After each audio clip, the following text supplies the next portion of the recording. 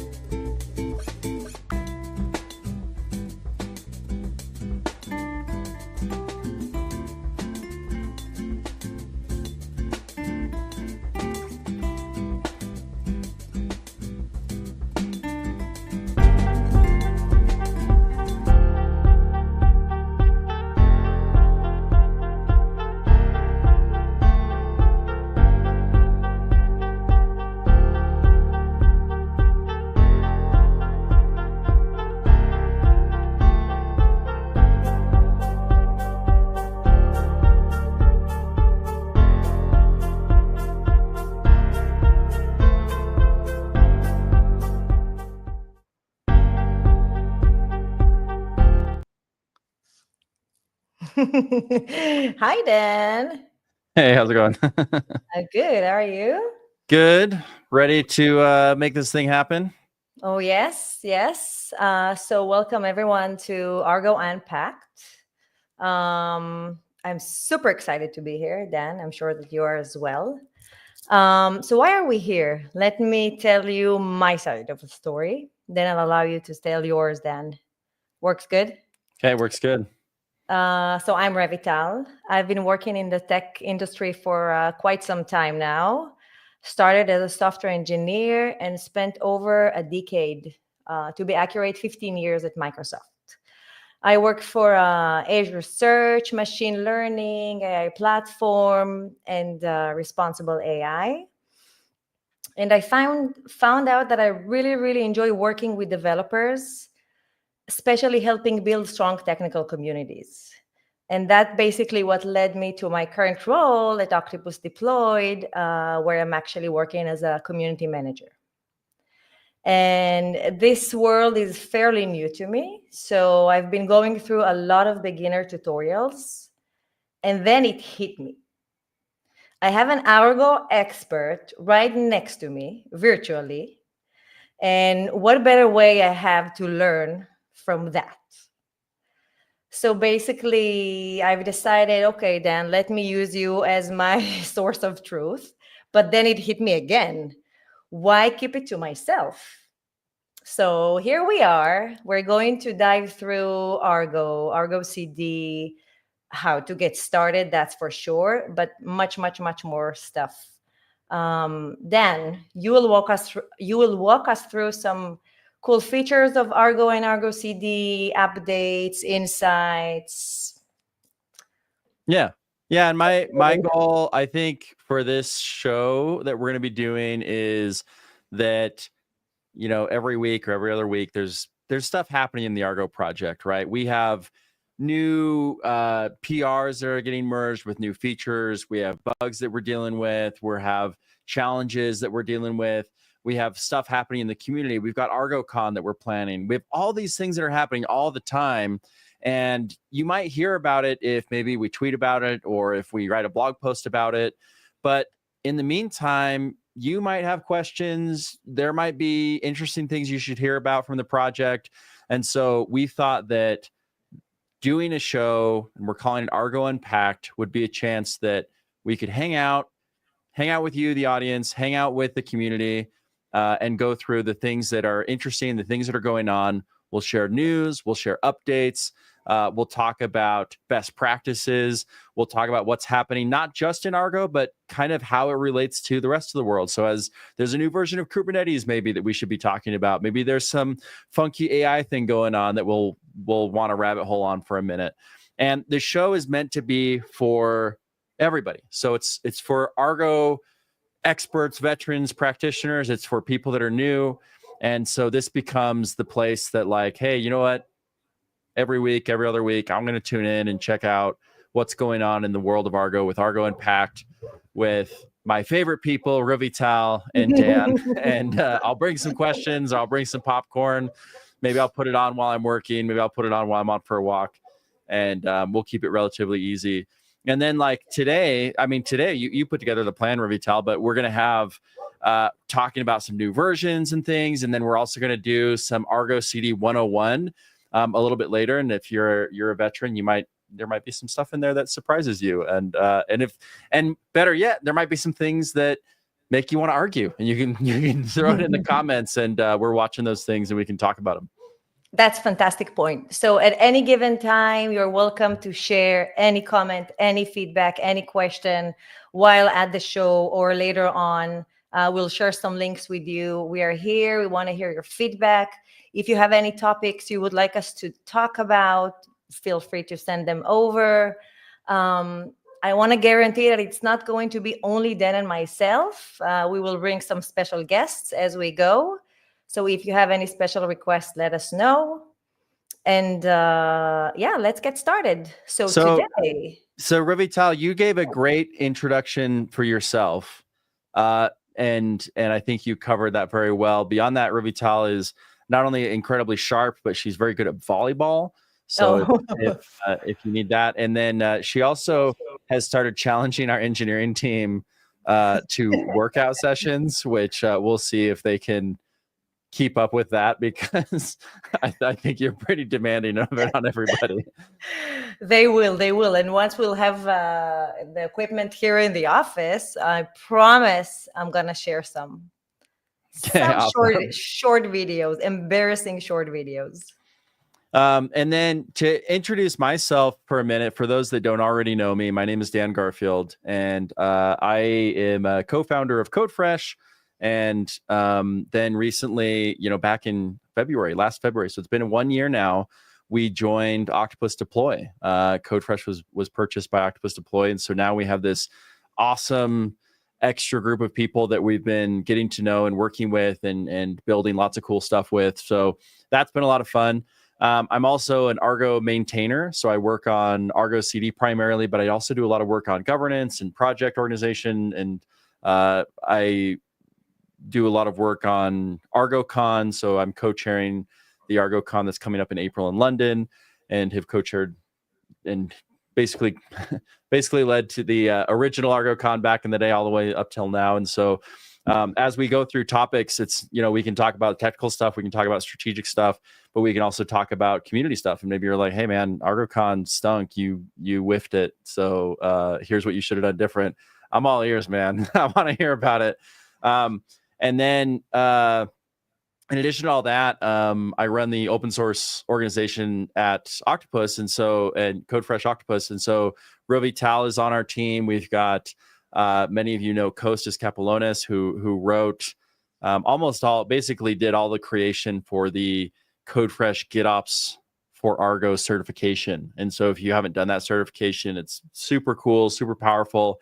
And you'd be in the minority of people at this point if you haven't done it, because it's like 25,000 students or whatever it is. So it's been very popular. So yeah, we've got that group, and in addition to some other maintainers on the Argo project. So that's me professionally in a nutshell. And then on sidebar conversation, I like rock climbing, snowboarding, and all kinds of adventure camping, outdoor stuff. So if I'm not in my lab here doing technical nonsense, then I'm probably outside somewhere doing outside nonsense, but nonsense no matter what. I just want to highlight that I become a new member of the Argo org. Yes, congratulations, by the way. So we do once a quarter, we do votes on accepting new members and new maintainers, and Revital was accepted as a new Argo project member. So congratulations. Thank you. We also had Regina Reggie Voloshin. For those of you that don't know her, she's an Argo CD maintainer, and she was just promoted to be an approver. That might not be official yet. Maybe we shouldn't be talking about it yet, because I think all the merges haven't happened yet. All the voting's done, but it'll be out. Okay. So we won't tell anyone. Yeah, don't tell anybody. That's our secret. Keep that. Fantastic. All righty. Anything else you would like to add, Dan? I think we did a great intro. I think we should get into it. Okay. Sounds fantastic. Crushed it. So I would like to start and go through some key highlights from the past few months.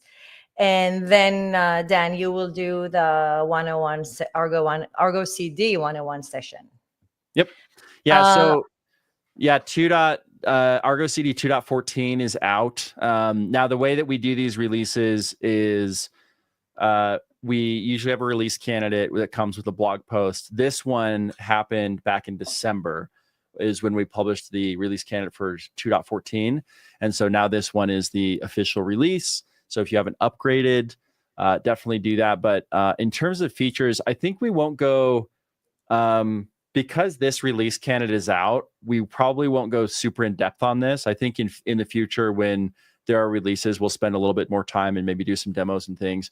For this one, there's a couple of kind of highlight features that we have.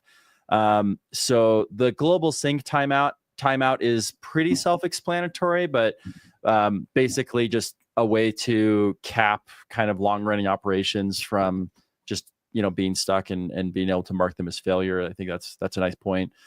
On the Helm side, adding the skip schema validation is useful. There's some issues sometimes when you're doing schema validation because you're dealing with offline clusters. Maybe there's these external schemas are inaccessible, and so that can create kind of some issues. And so you want to be able to skip that. Now that's a feature that's new in Helm to 3.16. So something to take advantage of. And if you're using, Istio or something like that, there are other reasons to do schema validation checks or skip it. So that's a good feature. And another community feature from Demosis. And it's funny. You always read GitHub usernames and then you don't ever say them out loud. And then when you go to actually say them, you're like, oh wait, I actually have no idea how to say that. But we never address each other with GitHub usernames. No, we shouldn't. Mine's Today Was Awesome. And nobody's ever like, how's it going? Today was awesome. Like they don't. It's not a thing. We've got a new sync option that Alexander M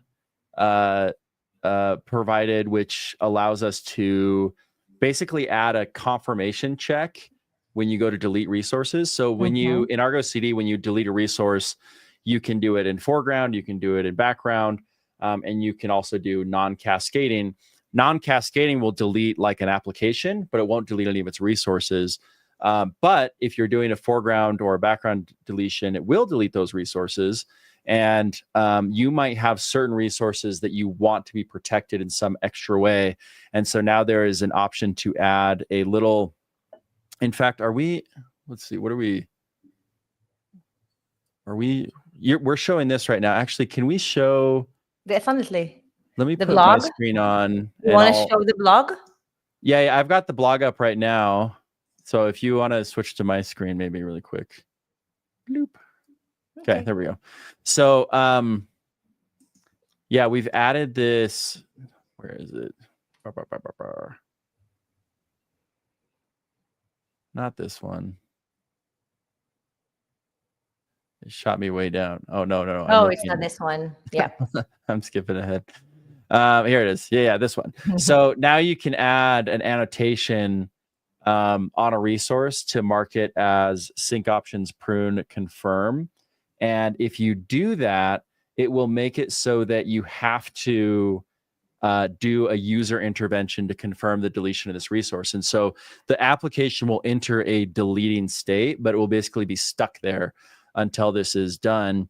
And there's new documentation that goes with this. So on this, if you're using this prune confirm annotation, then you can approve it via the CLI, the UI, or you can even add I think actually we haven't even updated that doc yet. Hang on, it'll be right. Let me look in the docs here. Because it should show, yeah. So you can also add a little annotation with a deletion approval timestamp. So if you wanted to do it programmatically, you can also do programmatic approvals of resource deletion. That's a really cool feature that opens up a lot of possibilities to do a lot of other interesting stuff. Now, ideally,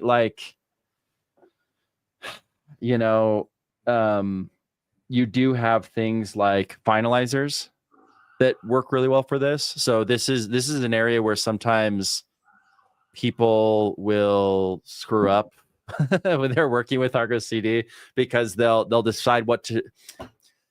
Argo CD, let me put it this way, okay, Revital. Argo CD always wants to do stuff the Kubernetes way. And so you should always do stuff the Kubernetes way first. And if you're not doing it the Kubernetes way, then it's going to be potentially more of a challenge. How do I take this thing off the screen for a second? I can remove it, but I just wanted to pull it off stage. All right, that works. Okay. Oh yeah, pull that off. Just I know what I want to do. I just wanted to switch it to us really quick here for a second. Oh. Thank you. Sorry. The Kubernetes way. Yeah, Kubernetes has finalizers, and a finalizer is a way to delegate the shutdown process of a resource to some controller.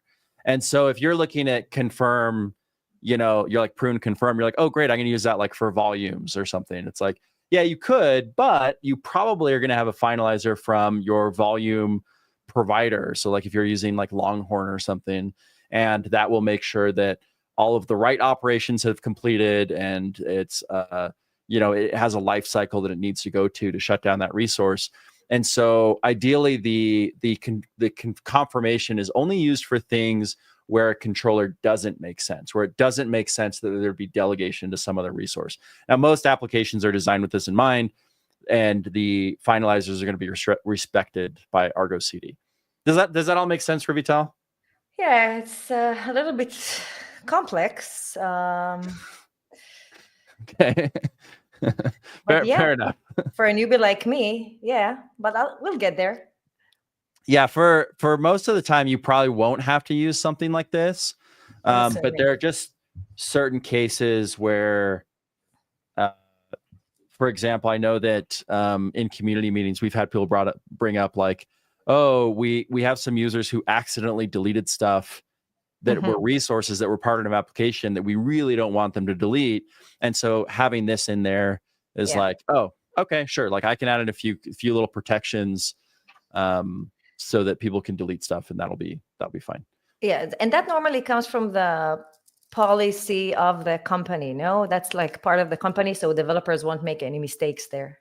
Yeah, correct. That's right. Okay. Another feature, and I'll bring this one back up, but and we're going to skip a couple, but faster application refreshes is a feature that was contributed. And so this is one where there was, as I recall, there was a fair bit of testing done about what was causing different slowdowns in different scenarios where the UI became slow. And in this case, there's been a couple of additional options added so you can fine tune it in addition to just changing the way that batch refresh works. So it should be faster and more reliable. So that'll be a nice feature for a lot of people to have. Okay. Sounds good.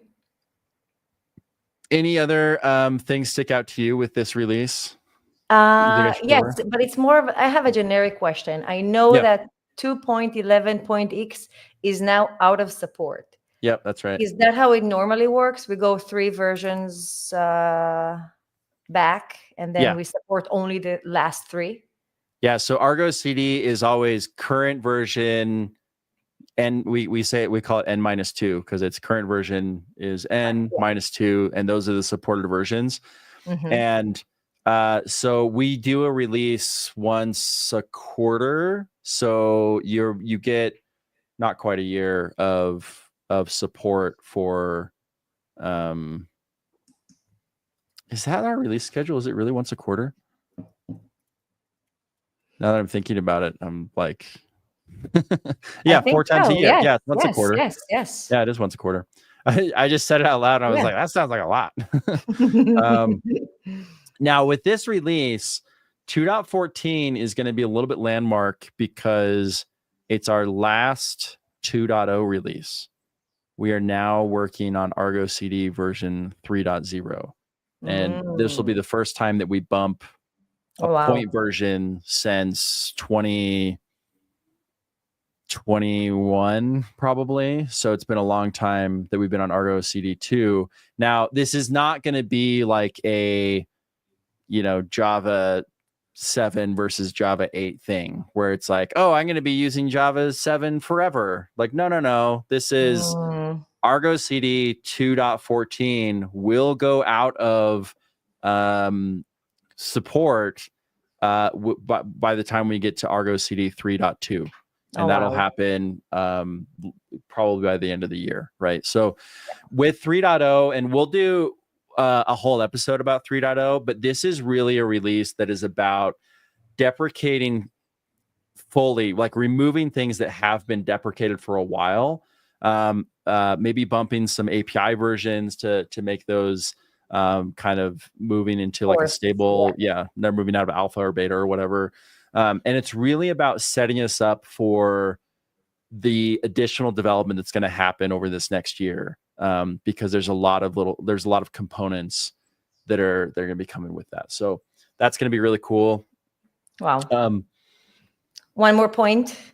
There was a comment about version 2.14.0. The release manifests incorrectly, and therefore you should be using version 2.14.1. Yep. Good point. Yeah. Okay. 14.1. Yes. And we do also have, actually, let me throw back up one more thing. There is now the ability to disable server-side apply on individual resources. So Revital, for you as a new user, you probably haven't run into the server-side apply versus client-side apply stuff too much. No. But normally when you apply resources using Argo CD, it does it client-side. And so when you do something client-side,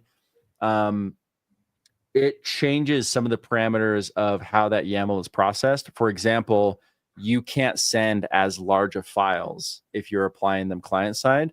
So server-side apply will allow you to do things like have larger YAML.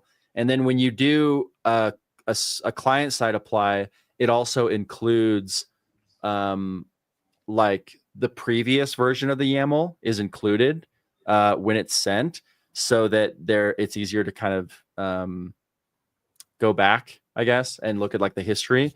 But when you do server-side apply, it's not. And so that allows you to that's part of what goes into giving you that larger window of resources. So most people don't think about this and it doesn't matter and they don't care. But if you were installing Prometheus, you would know that you can't even do it client-side. You have to do it server-side because the YAML is so big that it won't fit. So that's like the first reason that most people do server-side apply. Because the size of the file? Yeah, it's literally just because of the size of the YAML. Okay. Yeah. So that's a nice thing to have. But server-side apply does also change some small behaviors, and I'm having a hard time thinking of one off the top of my head of what changes. But the ability to disable server-side apply on some individual resources is giving you much better fine-grained control over how different resources are applied and updated. And it can change things like validation, or I guess I'm thinking about like when you do a dry run, doing it server side versus client side, but that's not really the application here. So we'll leave that aside, but yeah, there you go. All right. Sounds good. Those were great highlights. Again, the blog was pasted in the comments, so if you want to go through them, feel free to do so. We'll go next to security. Even though it's February 2025, I still want to highlight, in a nutshell, the work that has been done through 2024 in terms of security. 13 security patches were released and reviewed. And the team resolved 28 vulnerability reports. So that's a fantastic work in terms of security. And more details can be read in that specific article. I'll be sharing the link. And while I'll be doing that, you can talk about the new release for Argo CD image update. Oh, actually, I was going to comment on the security thing for a second. For people that don't know, we run a bounty program on security disclosures. So if you find a vulnerability in Argo CD, and you can find this in our security policy, and you can also find our listing on HackerOne. But if you find a vulnerability and you do a responsible disclosure to us through the process outlined in our security doc, then when we verify a fix for that, you'll actually get paid. And if it's a critical vulnerability, you get paid more, and it's significant. I mean, I think a critical one is paid like, I want to say it's $1,000, but that might be wrong. So I'd have to look up it's even more. I saw that there were higher prices than that. And you know what I'm thinking? I'm thinking that we should actually do one episode about that process. Yeah, that's a good idea. Yeah, we could do that. We should do that. Yeah, it's and the other cool thing is that when you do that, so the way that that's funded is through the CNCF. So what happens is not only do you get paid, but our project also gets allocated a little extra 20% of that, and we can use that to fund better testing, We also have a program to do bounties for features, and we've only done it once so far, but we've had like a feature where like, hey, this is something that we want the community to build, but nobody from the normal maintainer flow is going to be able to get to it. And so we can actually create a bounty and say, hey, here's something where let's spend some of those dollars. So it's a win-win. It's a win for the community. It's a win for the project, and it helps us make the project more sustainable. And I'm looking at a bug that was closed last year, and the bounty on it was $2,000. So there is like a significant, payout for getting these CVEs on there. And beyond that, when we publish the CVE, boom, that's your name on the reporter. That's like street cred. You can point out and be like, yeah, man, I found a vulnerability in Argo CD, and they paid me for it and everything. And because I did responsible disclosure, nobody got in trouble, and now I'm a rock star and a hero. That's awesome. And I've earned some money, which is fantastic. And I've earned some money for myself and for the project. So it's a win-win all around for everybody. So definitely participate in that if you haven't before. And stay tuned for another episode. Yeah, and we'll save it for another episode. Specifically about that. Yeah, okay, good idea. And then last comment on it is that our team, the Code Fresh Octopus team, was the #1 contributor of security patches for the year, which I'm very proud of, and not trying to dunk on anybody because Michael Crenshaw leads the security response from Intuit. He's phenomenal, does a great job, and Red Hat's a huge player there. Qt does some reviews this last year. They've done some help there. So appreciate, honestly, everybody that works on it. But do want to brag about our team a little bit being the #1. I mean, they did more patches than anybody. So happy about that. And hopefully we'll continue that this year too. Love it. Okay, so Argo CD image updater. This one was fairly new to me. I read that it's a project available at Argo Labs. Yeah. You want to mention something about Argo Labs? Maybe. Yeah. It's like introducing so many different things, but yes. So within the Argo project, there are official projects that are like, this is a CNCF project. This is governed by the CNCF. This is like governed by a set group of maintainers who are from the Argo project. And those projects are relatively few. It's Argo CD, Argo workflows, Argo rollouts. There's a couple of other ones. But then we also have a GitHub organization called Argo Labs. And this is where the community can come in and create projects that are things that are supportive of, work with, interoperate with, are based on, or have some other association with the Argo project. And it becomes like a community where you can have stuff that maybe it's not CNCF yet. Maybe it's up and down. Maybe there's, more to flesh out. You're looking for contributors, whatever it is. That's what Argo Project Labs is for. And there's a couple of very popular projects in there. Argo CD Autopilot is an Argo Lab project that we maintain. And then the other one that's probably the most popular is Argo CD Image Updater. Mm-hmm. And Image Updater is a tool that will allow you to basically say like, hey, my application, 99.9% of the time, all I'm doing is updating the image. I want to have a way that just monitors, Docker Hub or Quay or whatever, looking for new versions of this image. And anytime I see one, go and update my Argo CD application to use that new image.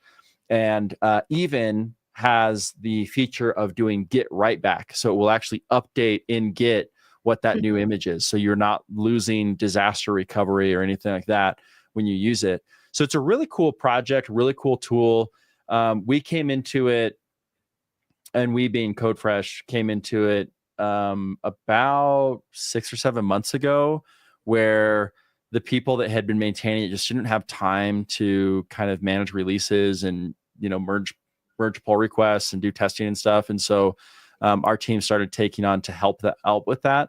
I don't know if I'm going to say that that's necessarily the long-term plan, but we were able to get out. I think this is our second or third release that we helped make happen for Image Updater, which I know has been sorely wanted by the community of people that have been using this tool and relying on it. It's a really cool tool. So 6 new features, 16 fixes, and several documentation updates. Yeah, so there's a couple in here that I'll highlight, and let me. I have it here. You got it. All right. So first off, Image Updater hasn't supported Argo CD instances that were not installed in the Argo CD. Actually, let me put it a different way.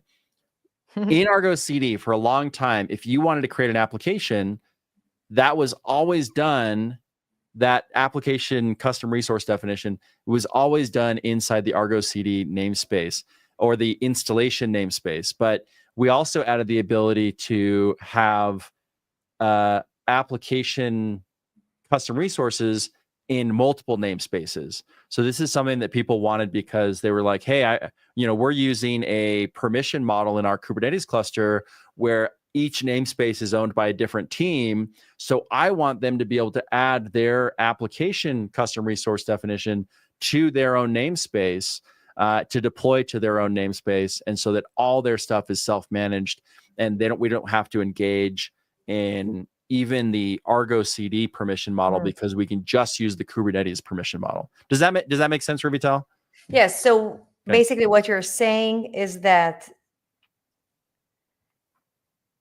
now we can basically check for new image tags in applications that are out of the Argo CD namespace. Yeah, so you might have multiple teams, each of them managing applications in a different namespace. And now with this new feature from Argo CD Image Updater, you can have those applications getting updated by Image Updater. So that's a really nice feature, especially for larger teams, enterprise teams that have needed that level of help. And that's been a blocker for a lot of teams to adopt Image Updater, is just that they took advantage of that Argo CD app in any namespace feature.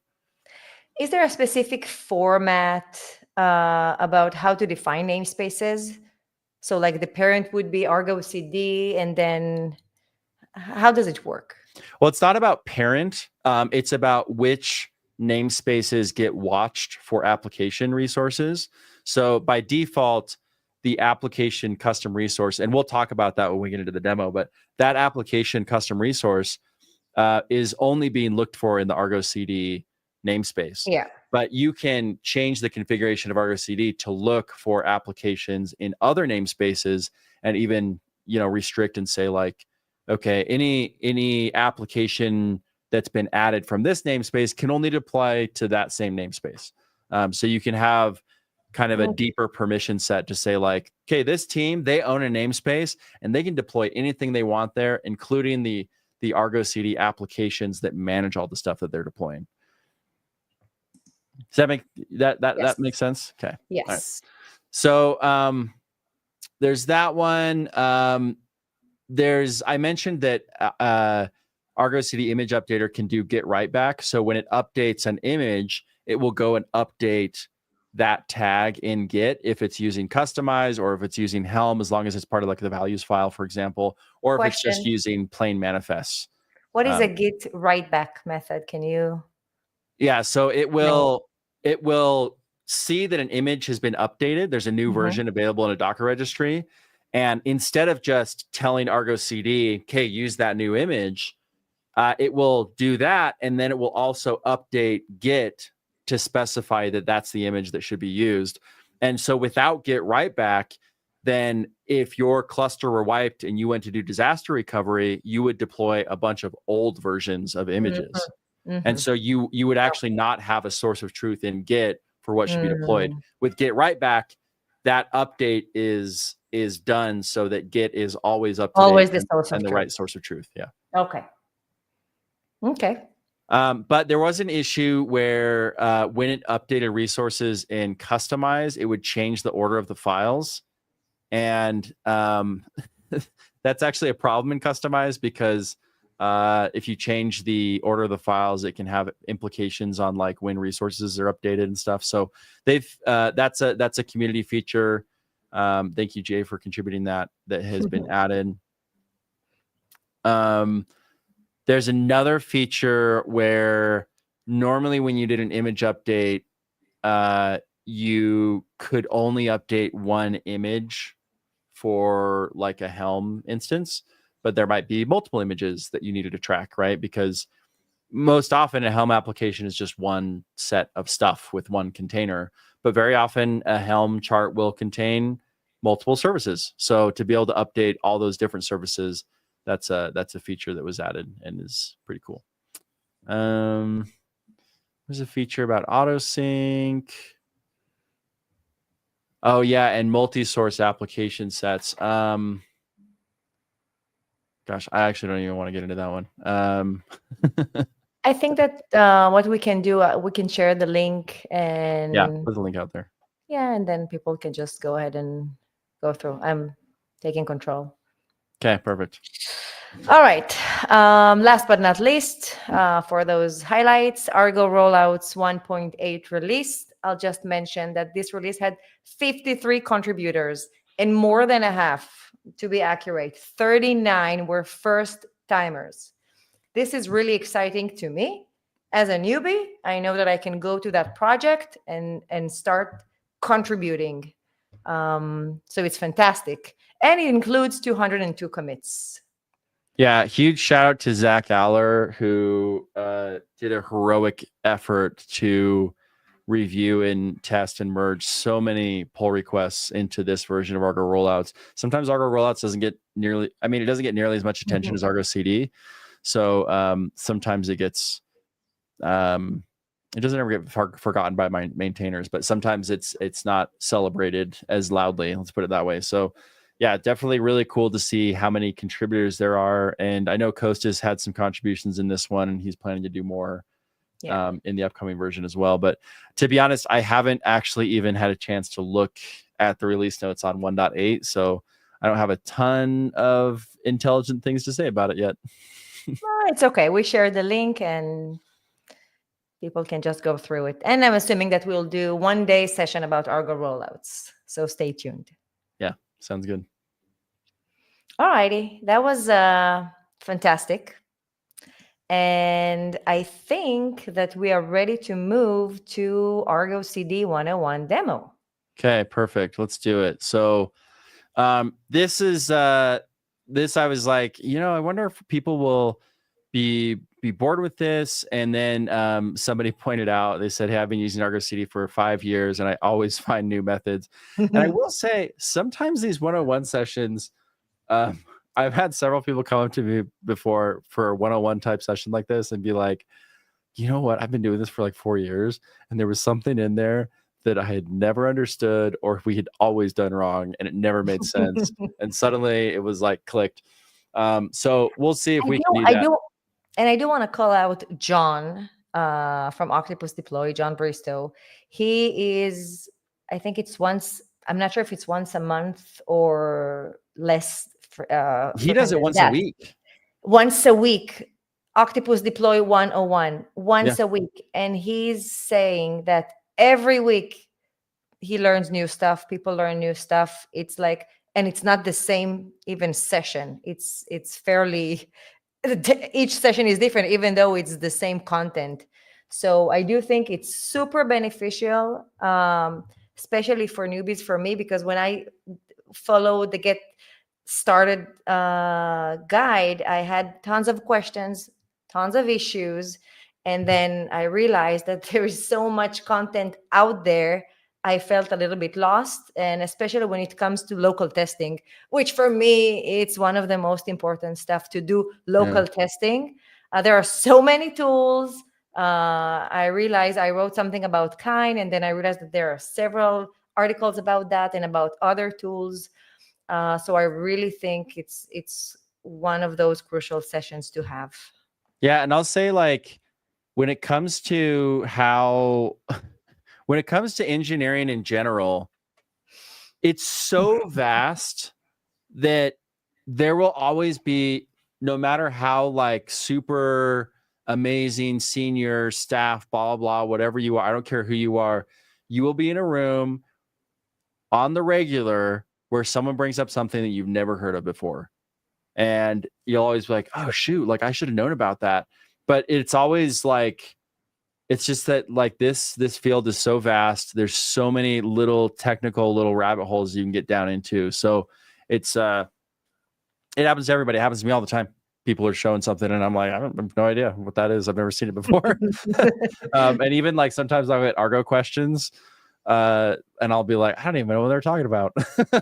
And sometimes there's after clarification, it's more obvious, but and then sometimes it's like, you guys are using this in a way that I've never used it before. And so there's like a question mark. So it's big and even the most, seasoned time spending person doesn't know it all. So anyway, throw your comments in, throw your points in. I see that our biggest audience right now is on X, but I see people tuning in from YouTube, from Twitch, from LinkedIn. So thank you everybody for joining.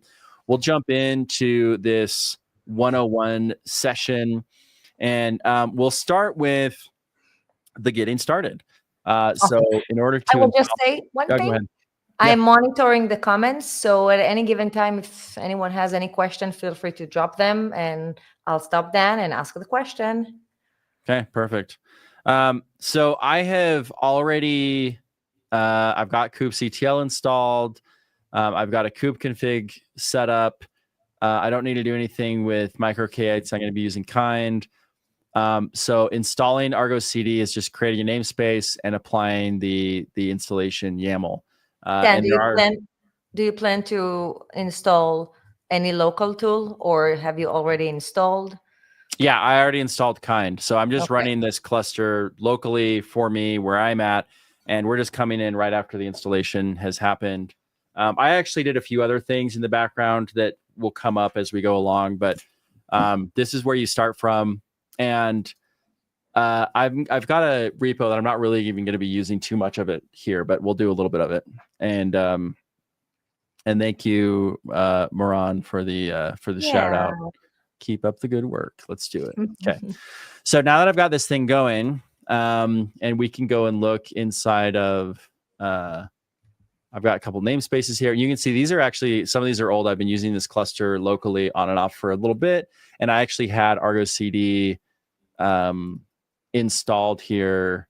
And then I updated it and cleared everything off of it. So just going to look at all my resources here. You can see that I've got a bunch of replicas, deployments. Some of these deployments are old, but if we look at the pods, they're all were right before we started this demo. So I basically erased everything. I have an extra cluster connected to it, which we'll talk about in a second. So there's some reason for that. Now, if I want to start using this, I need to connect to the Argo CD service. And right now, everything is cluster IP. So there's not a way for me to get to it except through port forwarding. So the default, what I do most of the time is I just set up a port forward to service Argo CD server in the namespace, and I set up a local port 8080 to point at the SSL port 443. And if I do this, now I can go and get access to my instance. Now I'm actually logged in, which means that it's not going to prompt me for my password right now. But if it had, the way to get that is when Argo CD is installed, it creates a secret that has that in it. So let me get out of this port forwarding really quick, and let me grab this secret. So this is the secret. It's the Argo CD initial admin secret. And this is the command that I have memorized and always use, which is, and it's like sitting in my bash history, because this will pull, this will extract just the password for me and put it, it will decode it using base64, and then it will dump it into PB copy, which will put it into my, my paste, so I can paste it. So it's like hitting Command C. Paste bin. What my clipboard puts it in my clipboard. It's like where the heck that thing is called. Control C, Command C, all of the above. But you can also, and I've also abbreviated kubectl to K using an alias for convenience. But that's just me. It's not a big deal. And then if you just examine this file, and we just output it in YAML, you can see it just dumps a base64 encoded password here. So that all that command does is specify which path to get out, which is data.password, decodes it, puts it in a thing, puts it in my thing above, and then the default user is admin. There you go. And that's how you logged in. Yeah, that's how I logged in. Okay. So now that I'm in here, we're in the famous Argo CD UI, and a lot of people, when they use Argo CD, they cite the UI as being really nice. And I think it's honestly just because a lot of us are so used to using tools where maybe there's not a UI, and so learning it takes a little bit longer because you have to read more documentation and you have to learn all the commands.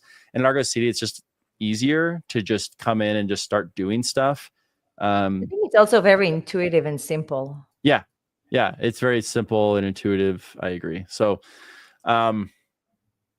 so the first thing that we're going to do is we're going to create an application and sync it. So let's create a new app. And oh, wait, I'm offline. Why am I offline? Because I'm not port forwarding it anymore. So I'll show you one other little trick that I do.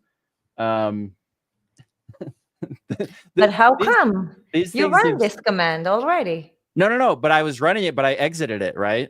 Because I was running it in the foreground. So I need to run it so it sticks around. So this is the little bash that I use for me personally. Now you can expose the service too, right? But and I'm using a kind cluster, so I could expose this service just on a local port and just use that. But I like to use this because first of all, no hup means it's going to run in the background.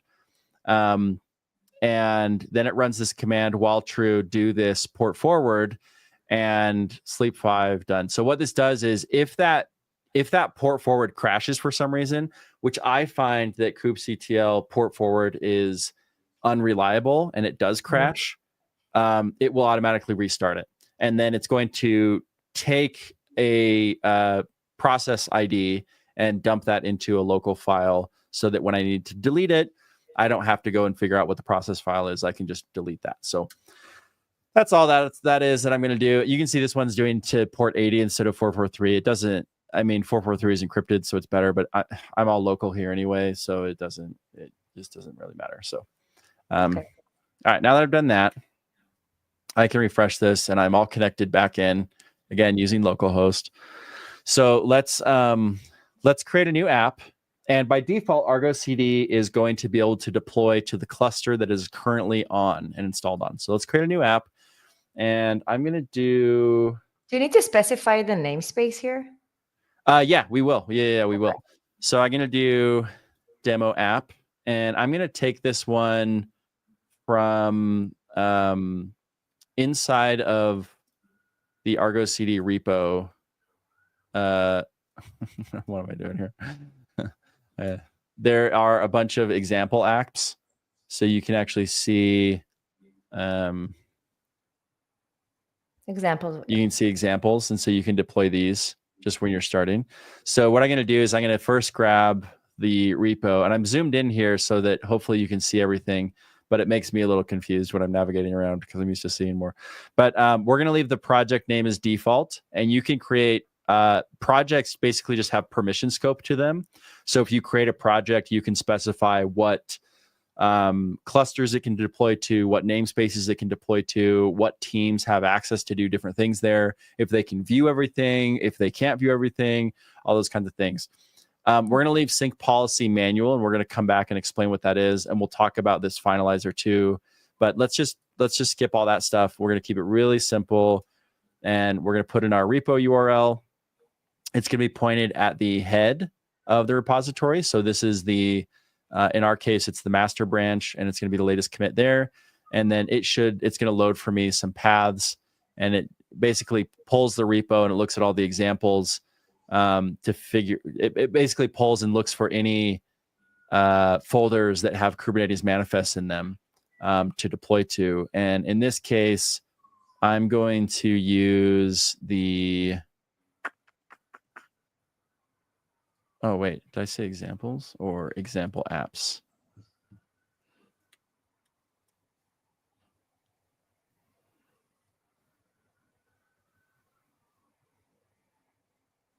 Wait a second. Hang on.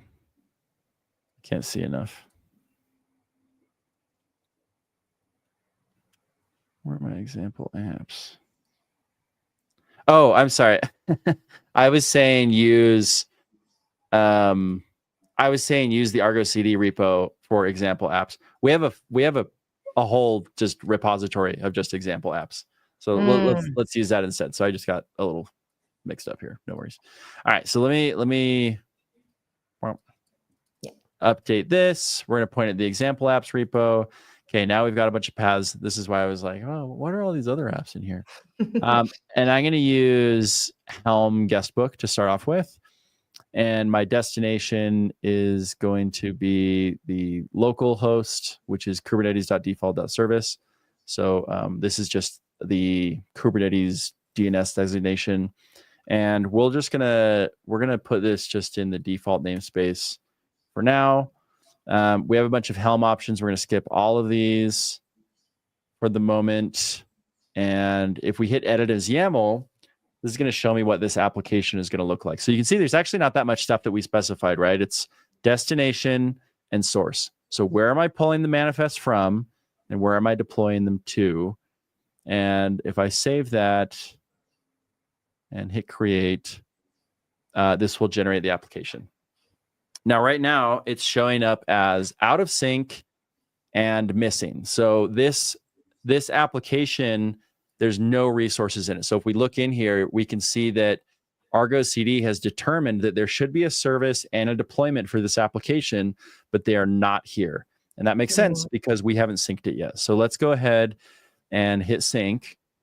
And there's a bunch of sync options. We don't really have to do anything here. You can see that it's specifying which resources are going to be synchronized.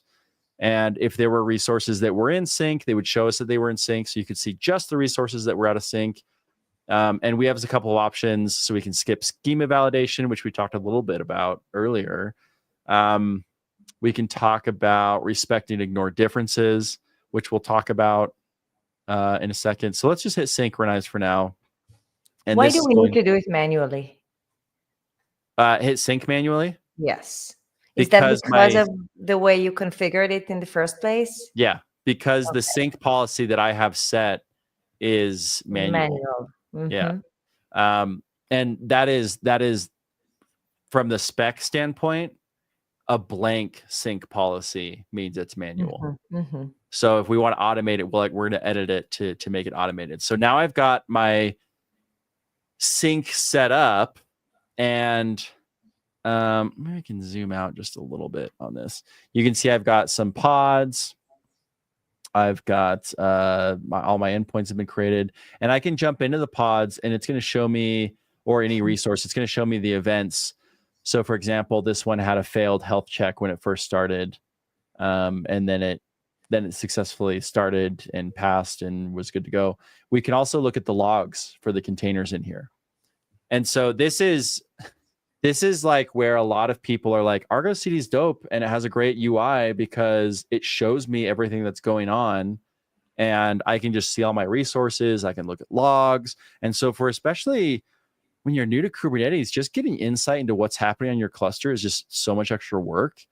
And like, I don't know, at Revital, have you ever looked at the Kubernetes dashboard that ships with Kubernetes? I haven't. Yeah, see, nobody does. And in fact, most admins like disable it because one time Tesla shipped a Kubernetes cluster that had the dashboard open by default. And so some people got access to the cluster. So that was not bueno. So anyway, most people don't look at it. So Argo CD provides a way that we can just access all this stuff and see what's going on. And if I were to edit a resource, and I can actually do that in here, and you could disable this too. So you could tell people they can't do it. But if I were to edit this resource and let's change like, let's change something stupid. Let's not change the pod actually. Let's change it on the deployment. So let's click onto this guy. We'll go down, we can look at the YAML and you can see there's no diff right now. It's empty. Which is why I can't even scroll down and see it. So I can see the desired manifest, live manifest. Let's edit this. And I'm going to change this image to latest. Okay, that's a big no-no in the GitOps world, right? Because if I change an image to latest and it doesn't work, I can't roll back to a previous version of the image because it's always been set as latest. Okay. So I just saved that. So what would be the best practice to really specify the number of the version? Yeah, it's to specify the image, like the version of the tag, and it should be, you should treat it as immutable, right? It should just always be the same.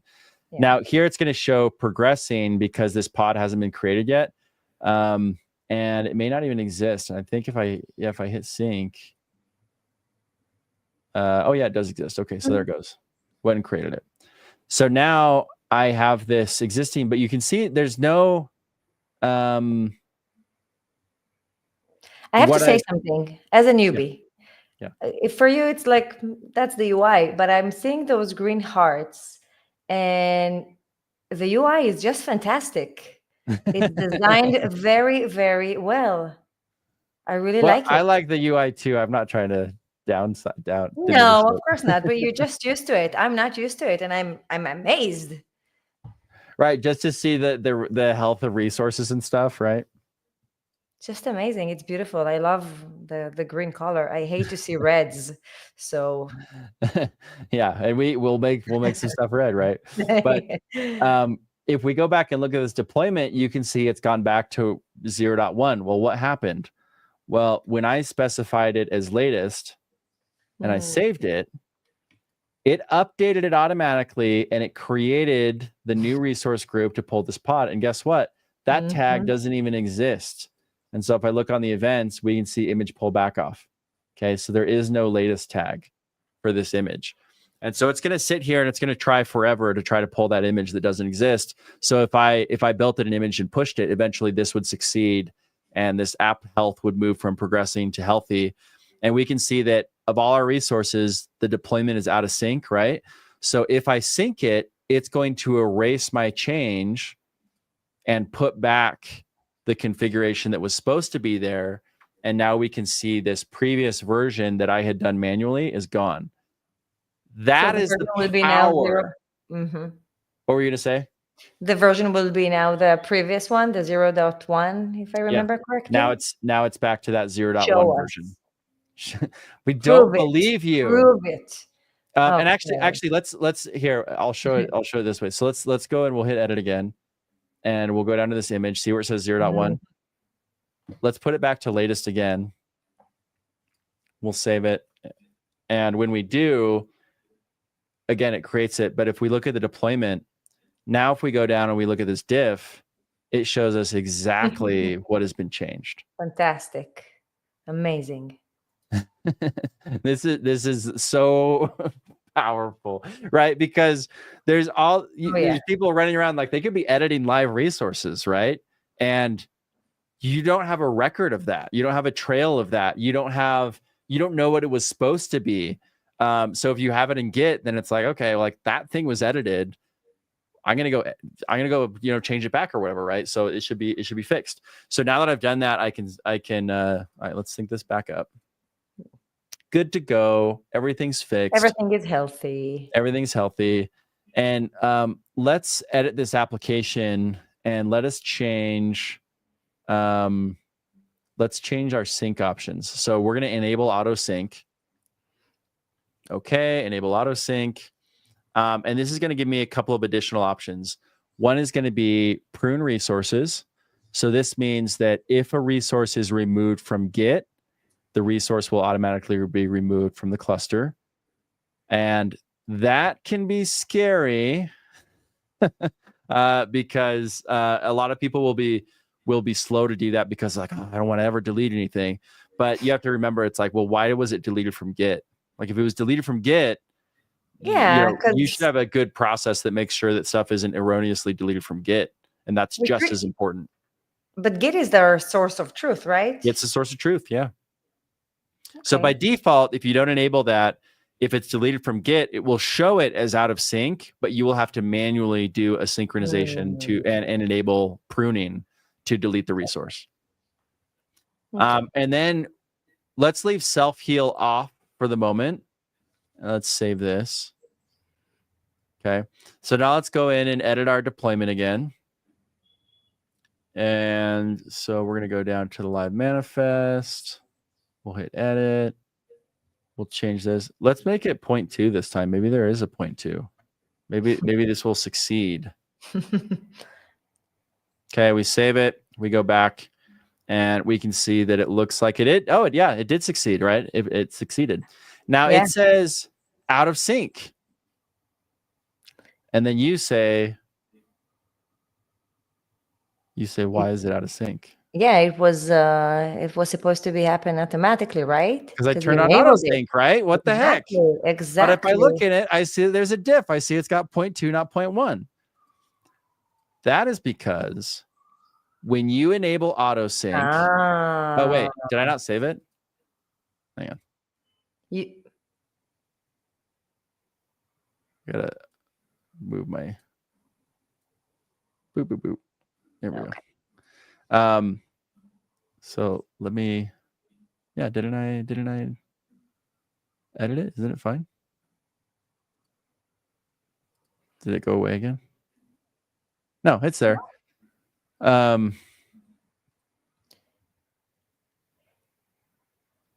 I want that too. You did not enable the self-heal. But I didn't enable self-heal. Why is that important? Because sync policy automated means it automatically checks for updates in Git. It does not overwrite changes made to live resources. So for that, we have to enable self-heal. But why do I have these two different flags? So automated means that if Git is updated, then it will automatically update my application, right? Mm-hmm. But what if I want to be able to edit resources in production without having those changes get overwritten? Well, if it only pulls updates from Git when Git updates, and it doesn't make it lets me do whatever I want in my live, then that might be a desirable condition if I'm like debugging or something, or sounds scary, complex. Well, it's basically two different things, right? So self-heal means that if somebody changes something in production, I'm going to automatically overwrite that change. Okay? You might want to be able to make edits live in Kubernetes for whatever reason. Maybe you're testing, like maybe you're debugging. What's that? Like hot fixes and stuff? Yeah, maybe I have a hot fix that I'm doing. Now, I'm not telling people that they should or shouldn't do that necessarily. I'm just explaining what Argo CD supports. But with self-healing, the other thing that will get lost are controllers that are running. So let's say you have a pod autoscaler, and it detects that there's a lot of demand on this cluster for more of this kind of pod. It will automatically increase the number of replicas, right? Well, if self-heal is turned on, it will go and say, you're not supposed to have 2 replicas. You're supposed to have 1, and it will erase it. So let me show you what happens when we turn on self-heal. Okay. So let's enable self-heal, and we're going to go back and look, it has already deleted my change. Yeah. Right. It's saying you were not supposed to do that. And if now I go in and I edit and make a change, and let's actually do the replicas example, right?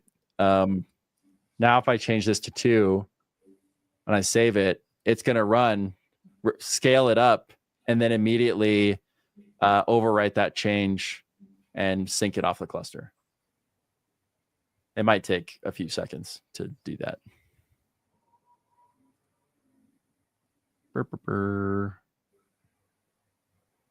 Oh, replicas 1 right here. Oh yeah. What's this one doing?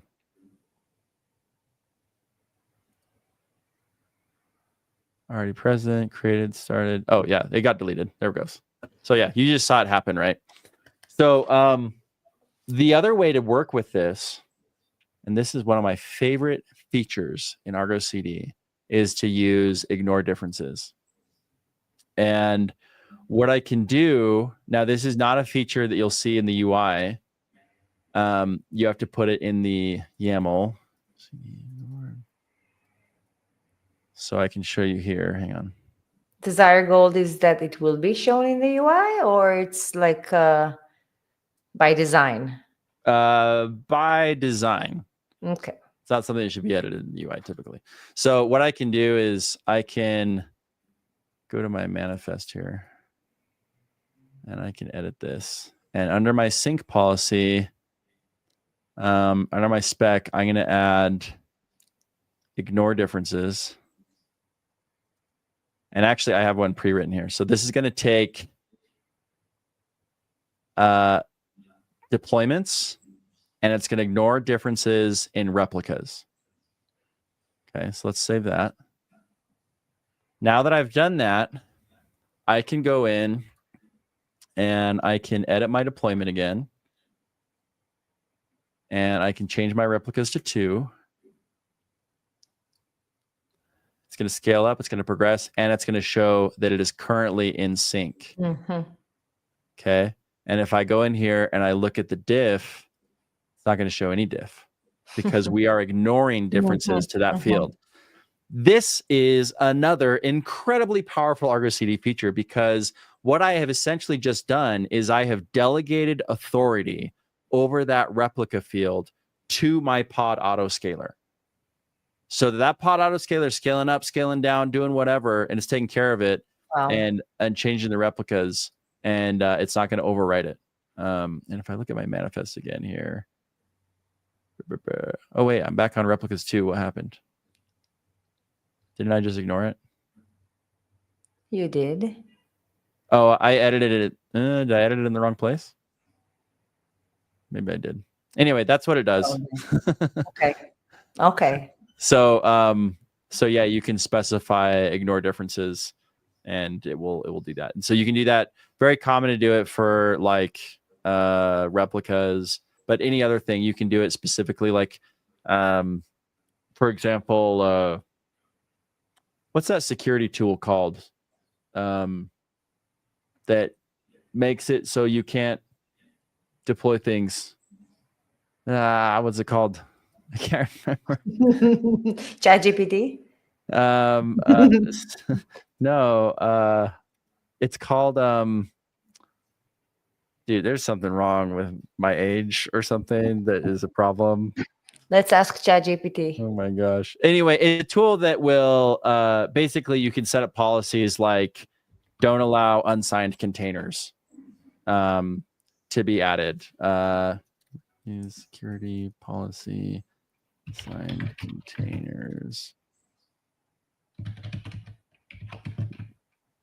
And there's 2 main tools called it's OPA versus, which is Open Policy Agent, Gatekeeper, Kyverno. Goodness gracious. I didn't even find it in my search. It just finally clicked. But anyway, so like Kyverno will update your annotations as part of its tracking stuff. That'll show up as a diff. And so Argo CD will start erasing it, and then the Kyverno policy will put it back, and then and then suddenly, you have 10,000 apps, and you're like, oh no, like the entire thing is crawling to a halt because there's this huge turf war going on. And it's like, oh, I just need to add ignore differences. And that's why when you enable controllers, not a bad idea to have sync policy turned to manual while you do that. There is a way to do that with sync windows. So you can introduce a sync window. Again, that's a not in the UI, but a sync window you can specify like don't allow any sync during the next 24 hours, and then you can install controllers and have it show you all the diffs that's creating, and then you can go through and like fine tune, ignore differences and stuff. Okay, so this is okay. We got an application deployed. We explored that view. What if I have resources on my cluster that are already deployed, and I want to take those on? Oh, I like that Moran was over here in the comments like, it's Kyverno, bruh.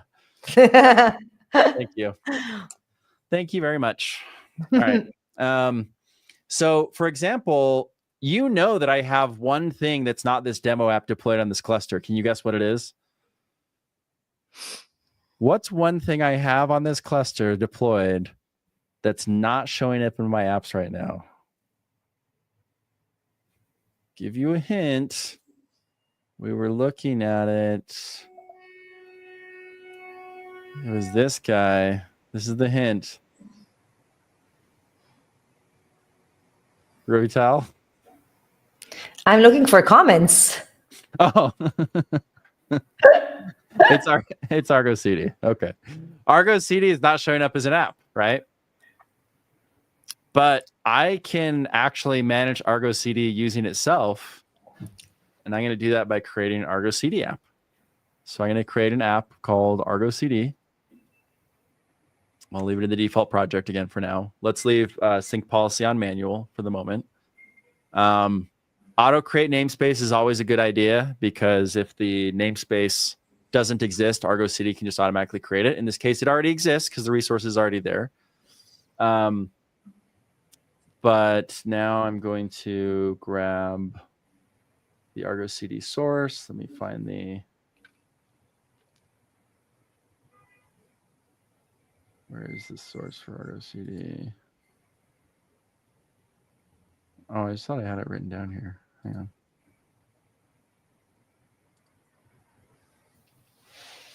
Okay, well, I'll just grab it. I'll just grab it from here. So we had it in here. We just looked at it, right? So it's the installation is right here, and it's under stable manifest install. So I'm going to go to this guy. Great. Keep it on head, and the path is going to be stable manifest install. Okay. And we're going to send it to the local cluster, and we're going to send it to the Argo CD namespace, and we will create that app. And what did I put in wrong? Repository not accessible. Oh, because I did the raw manifest here. Sorry. That my hint was that it didn't populate automatically with the path. So we'll give it a second it's going to download that repo. There it goes. And now we should be good. The path, this guy. I actually don't ever use the UI. Isn't that funny? Really? No. I mean, not to create apps. I always just do it. Through the CLI? No, I always do it directly in Git. So anyway, it's what did we say it was? It was because I put stable in there. That's why. Because I specified. Okay. So I was including the revision was stable, right? So that was the release that I was targeting was stable. So you can see it in the URL, right? That I snagged this is specifying where in the Git tree I'm looking, right? So I'm looking at the stable release. Anyway, so all right, let's see if we got it now. No. Guys, I'm like an expert. I'm so good at this. Do everything perfectly the first time. All right, let's look at it. App path is absolute.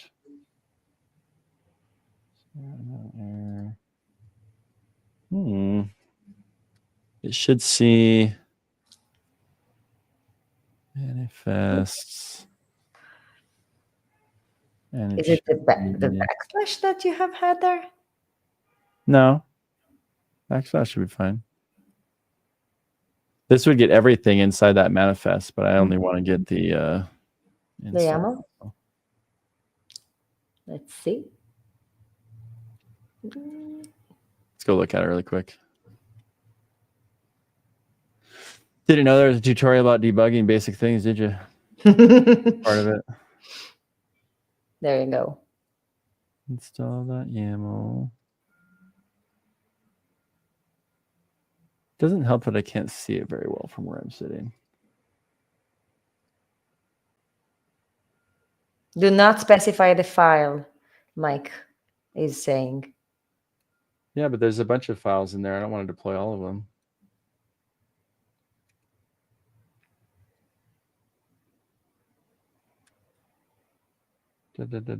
Oh, I'm sorry. Yeah, it is. It does need to be pointed at a directory. Mike is right. Okay. Okay. But there's a directory that has it single lined like that. Thanks, Mike. See, that was just a test for y'all. See if you were paying attention. Yay. And we got there. Yeah, you can't. That's right. You can't just specify a file. It needs to be a path. So now we can see blah blah blah blah blah. It's created, and you can see there's a bunch of stuff that's out of sync. But it should show me like for this one. So if we look at these and we preview the difference, you can see the only thing it's adding is a label marking that the instance is Argo CD. So this instance is talking about the application that owns the resource. So if I sync this, all it's going to do is it's going to go through and it's going to add that annotation everywhere to all the resources. So now they're under management. So now I've got Argo CD under management. And if I wanted to change which version of Argo CD was deployed, I could literally go in and change the destination, the target revision from stable to like a specific version, for example. So I could do like 2.14. Mm-hmm. Right. And 2.14 would be the same thing. I could specify whichever specific version that I would get. But so anyway, there you go. That's another cool thing you can do with Argo CD is you can actually have Argo CD manage itself. And once you've done that, then you can actually go in and use Argo CD to look at your logs, right? So let's look at like repo server, for example. Not the service. Let's look at let's filter to for a second. Let's click on here because I'm using it on a small screen. It's actually kind of hard to use zoomed in like this. Yeah, it's hard to see as well. Like it would probably look like this if I was specified. So yeah, over here on the left, you can see it's got the filters. So I can add a kind in here and say only show me the deployment. Like how to make a demo harder than it needs to be. All right, so here now I've got my deployments. Great. I can look at repo server and I can look at the logs and see what repo server is doing. So I could actually go back through here and find the error where I was specifying the wrong part of the path. We have one comment worth mentioning: the risks, like what happens when you by accident remove the Argo CD config map. Ooh, yeah. So that's by Moran. What would happen if I removed the config map? I don't think removing the config map would immediately cause a problem, but that config map needs to be there to mount the options when it starts stuff. So I don't think it would. Moran, do you think it would just delete everything or something? Because I think if you removed that config map, it would just make it so you couldn't start new stuff. Right? Let's delete it and find out. Okay, we're going to delete this resource. Moran's furiously typing, don't. Okay, we deleted it. Now, is Argo going to immediately crash? Oh, it does immediately crash. Whoa. Yeah, so don't do that. That's a problem. So yeah, we'll put a config map back. Bloop. Yeah. Yeah, if you're not self-healing, you'll need to reply it. So, would it self-heal then? Probably would. Okay, so let's sync it. So again, all we're doing is retaking ownership of everything. Bloop, recreated. Let's actually try and see if it says self-heal. Now I'm into the experiment here. So let's enable self-healing. Okay. And we'll talk about a very important principle in a second, but okay, now we've turned on self-healing. Let's just verify. Right, sitting there. Self-healing's turned on. Let's delete it and see if it will come back with self-heal turned on. I kind of think it wouldn't. If it crashed it, you would think that it would struggle to put it back, right? Maran's like, Maran says, oh no, I'm not sure. Don't do it. Yeah, I don't think it's gonna come back. I think that CM needs to be there. Yeah, it is a real 101. Luckily, getting Argo CD back is pretty quick. Now there are some other implications of like if you have one of the options you have, for example, when you create an application in Argo CD, is that, and look, since I brought it back, it already self-healed and re-put back all the annotations. Is that when you create an app, you have the option finalizer. And here's the thing that happens. If it adds a deletion finalizer, it means that the resource needs to be accepted as deleted by Argo CD. But if you delete Argo CD, then it might delete the resource automatically, the application. And if Cascade is turned on, then it deletes the resources. So, pay attention to that kind of stuff. I gave a whole session on deletion at KubeCon. So maybe we can throw that link in there in a minute, but it was just like a guide to like in Argo CD and how it works. But yeah, that was a good one. So the things that I wanted to come back to in here really quick, we talked about these ignore differences. We talked about server-side apply a little bit. We talked about creating a namespace. I don't want to get into prune propagation. Oh, there is this option to replace. And replacing is a pretty common thing you do in Argo CD. Or sorry, in Kubernetes in general, is like, oh, this resource, it's immutable. I can't update it, so I need to delete it and recreate it, and that's totally fine. But there is one resource that you probably should be very careful before replacing, which is a CRD. Because in the chat, what happens when you delete a CRD? Do do do do do do do do do do do do do. It's the people on LinkedIn going to be the most proactive on the commenting. The people on Twitter are doing less commenting. What happens when you delete a CRD is it deletes all the custom resources that it's attached to. So if you do a replace on a CRD, it deletes the CRD, marks all the custom resources for deletion, and then that CRD gets recreated, but all of those custom resources get deleted anyway. So, don't replace don't do that. Don't unless you want to. Okay, so this is actually really cool. Now we've got Argo CD self-managing, so we can access the logs. We can do all that stuff. There is a feature in Argo CD. We talked about viewing logs where we're looking at a pod and we're looking at logs.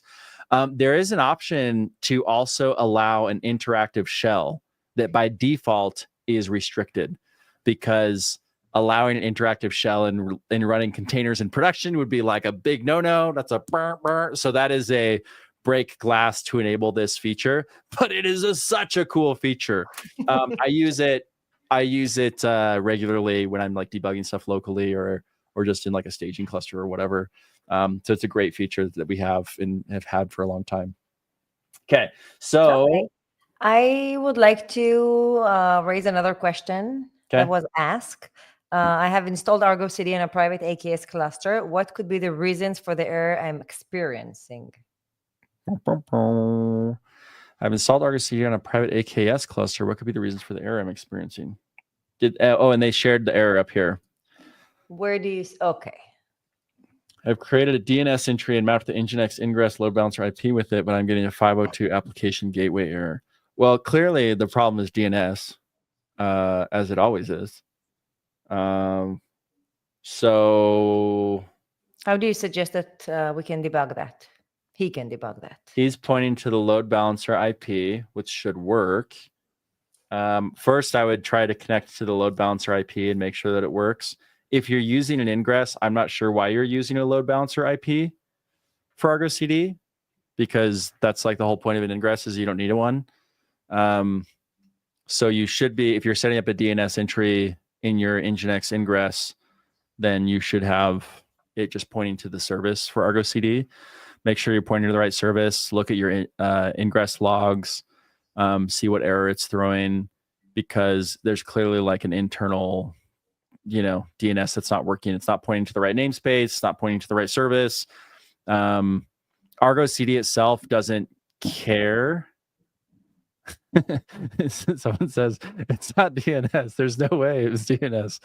It was DNS. Yeah, every single time. There is and I don't know if it's an AKS thing, but there is also like DNS. DNS is baked into Kubernetes by default. And so when we point to like kubernetes.service.cluster.local, that's using the internal DNS of Kubernetes itself. And so if you're doing, when you're following that formulation to talk to stuff, if that internal DNS isn't working, that would be a problem. But I think in your case, it's most likely that it's just not pointing to the right service. So great question. Keep them coming. And if somebody in the comments has a better answer, then by all means, go for it. Okay, so what were you going to say, Revital?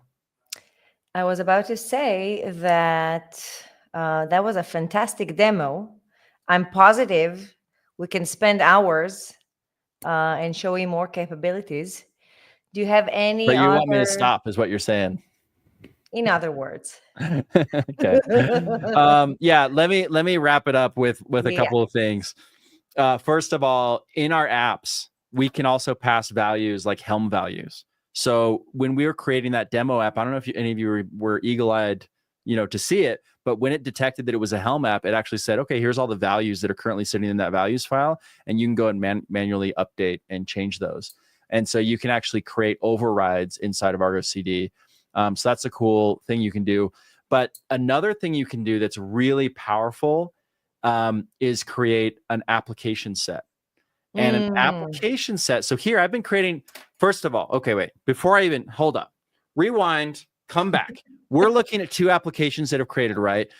I've created these only in Kubernetes. These do not, the manifests that are deployed, those exist in Git, but the configuration itself, like this configuration, this YAML configuration, where we look at the manifest, this doesn't exist anywhere. So I always tell people, I can put this in Git too, and I can put an Argo CD application at this, and now all of my apps configurations are defined in Git, and that pattern is called an app of apps. It's an application that points at a whole bunch of apps. So it's not an application set.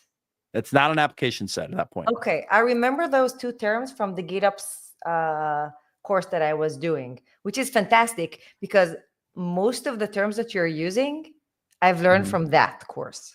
Okay, perfect. Yeah, so that course was doing its job. Yes. Good.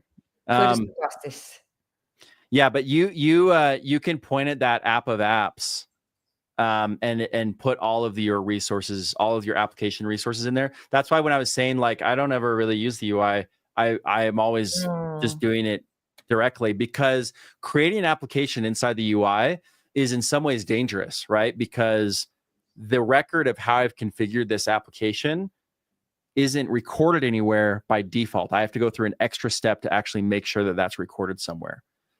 So a lot of Argo admins, the very first thing, they come in, they learn Argo, they're like, this is dope, I love this, and then they immediately like disable the new app button because it's like, don't use that. This is like one of the first features we built in CodeFresh was we made it so the new app button commits it to Git. So you'd be like, okay, go use the new app button, and it works, and it doesn't create problems. But I've talked to people who have been doing this for a long time, and they'll be like, oh, I have like 500 applications, and none of the application configurations are in Git.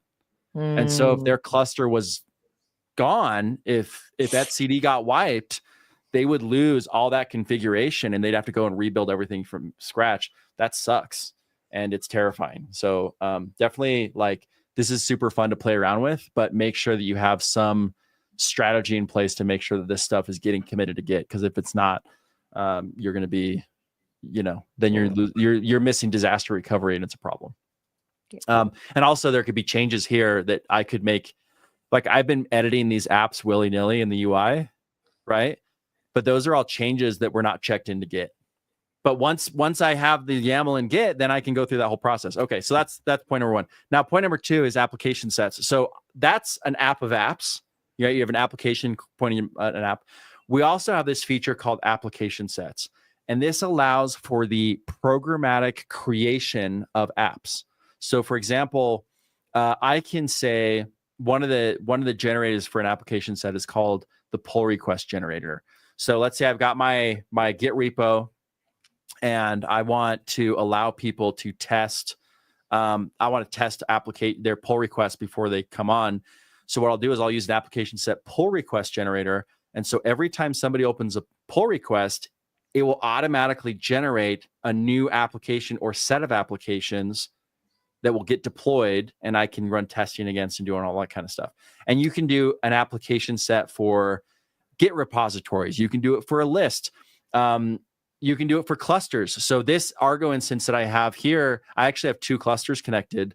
And so I can say every cluster that I have connected to, automatically go and deploy these sets of applications.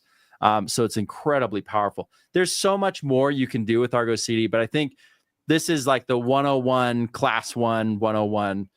So hopefully that's helpful. I know we're like over time by like a lot. I have one question by a lot, Right. but I was just going to go for like 2 more hours. Sorry, Revital. I know. When will you use apps of apps, and when will you use application sets? Yeah, so I use application sets for things that would be tedious for an app of apps. So like a pull request generator, I don't want to go and run like a CI pipeline to automatically generate an application and commit it every time, right? That I get one of those. I want to just have an application set that just monitors that and automatically does it for me. Same thing for clusters. But an app of apps, I'm using when I want to manually create. Applications where I specify the stuff and it's not programmatic. Thanks, Mike.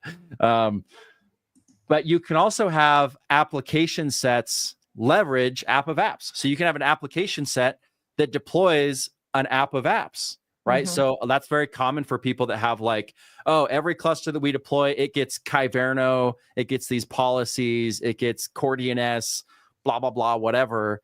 And they use an application set, and then every time a cluster is added, it automatically deploys those applications and syncs them. That's very common.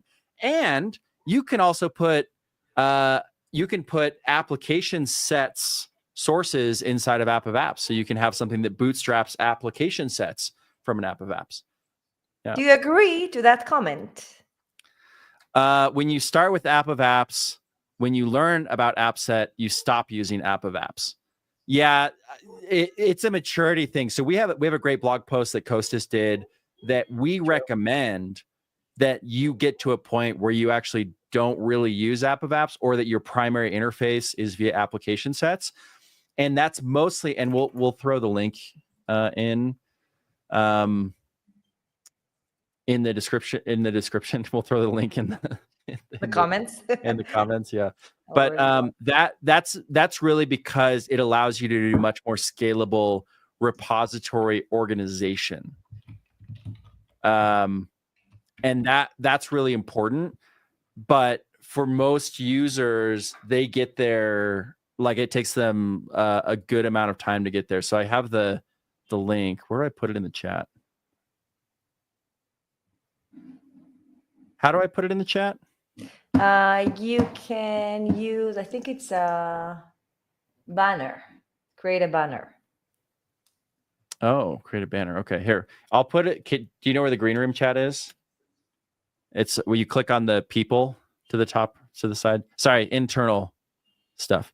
Click on the three people and then click green room chat, and then there's the link. So, yeah, we do. That is like kind of a maturity sign. Is like you've reached a very high level of maturity. Is if you're using only application sets, but for everyday operation and stuff. And by the way, application sets leveraging app of apps quite often. So it's not like you don't ever use app of apps once you use application sets. Oftentimes you'll use application sets to generate app of apps.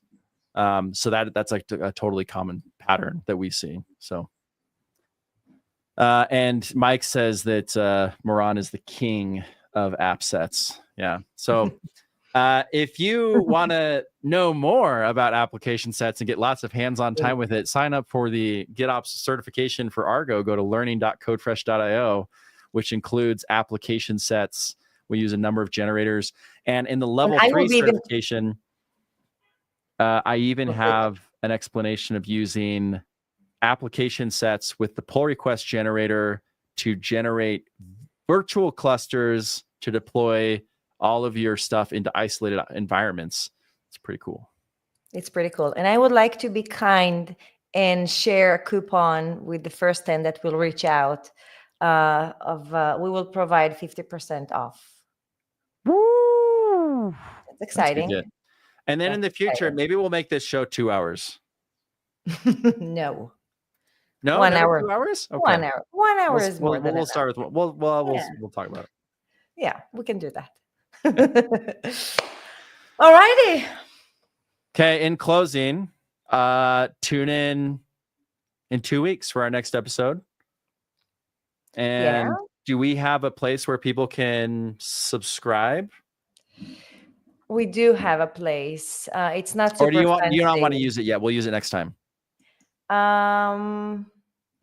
Yes, we can. We can use it next time. Okay, follow us on X, Twitter, whatever, LinkedIn, YouTube, Facebook. You'll get the notification, ring the bell or whatever. Yeah. And we'll also be sharing soon a place where you can just subscribe like a newsletter, and we'll also cover some interesting topics in the newsletter. And then if you're not already part of the Discord, the GitOps Champions community, you'll get an invite when you sign up for certification. So recommend you do that. It's a Discord where we hang out, and we always look at topics in there first, and then we'll often cover those in episodes in the future. At least that's the plan. Good point. Okay, Revital, anything else you want to say? No, thanks, Dan. That was fascinating. Okay, thank you. All righty. Thanks, everyone. See you later.